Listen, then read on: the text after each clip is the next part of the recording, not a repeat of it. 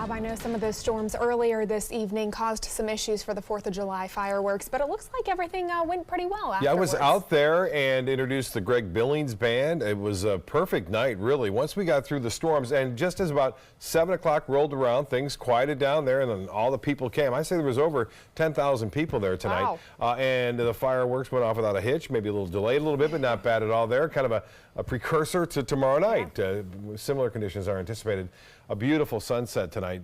Hard to believe with all this rain around and clouds that you would see a beautiful sunset. What we did, Casey Key showing those storms rolling in and then the sun poking out just for a brief period. Look at that. Is that gorgeous or what?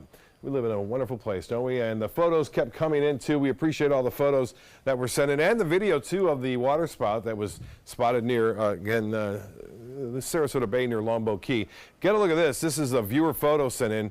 Another great shot. You can just see that low cloud hanging around with the heavy rain out ahead of it. And then James sending this in. This is a shelf cloud.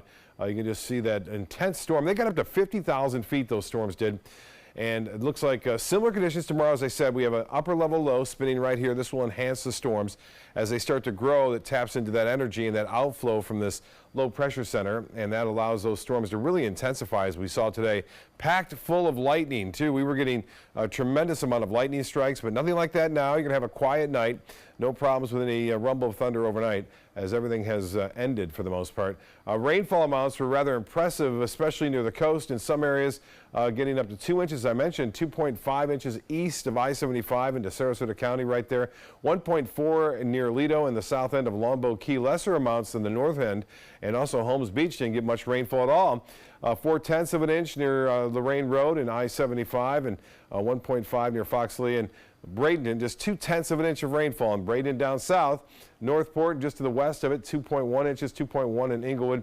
Venice at 0.7. So it's going to be hit or miss again tomorrow with the amount of rainfall, but I think everyone's going to get in the act, especially near the coast. Due to this more easterly component around this area of low pressure, that forces that wind to bring everything offshore basically throughout the day. So you're going to see an east wind to start things off, and that will help with the red tide. The red tide report has come in, and unfortunately we're showing 32 samples in Sarasota County of background to high level concentration of red tide for the midweek report, and we are still getting reports of dead fish on some of the area beaches too. Some of them, not all of them, and it is patchy. The forecast for Thursday then, by the way, we'll start to see a little bit of onshore flow, so mainly inland storms Thursday afternoon. We will see some coastal showers. I think most of the rain tomorrow will be over. As I said, by the time the fireworks starts in most areas here along the west coast of Florida. For Thursday, as I said, though, mainly inland. Now, this has a better chance of developing. Earlier at 6, we said it had a chance at 20%. Now it's up to 50%.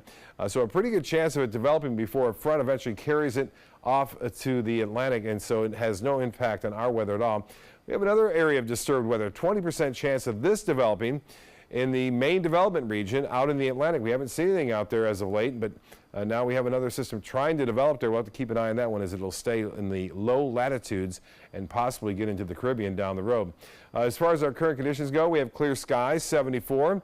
It's cooled things down, the rainfall has, and that's really nice. East and northeast winds at 6. The high today was 92. 73 was the morning low. As far as the forecast goes tomorrow, for the 4th of July, it looks to be pretty good, and it will be warm and hot. Temperatures into the mid-90s. It'll feel that way by midday. Good chance for scattered showers and storms in the afternoon and evening. Now, as far as the details go on our boating forecast, scattered storms in the afternoon. Winds will start off out of the east at 5 knots to 10 knots and then subside somewhat out of the west at 5 knots later on in the day. A light chop on the bays and inland waters. Extended forecast looks like this for us as we see it. We will see typical summer-like weather, although a timing change on Thursday and Friday with mainly afternoon and evening storms on Saturday and Sunday. Jacqueline? Thank you, Bob.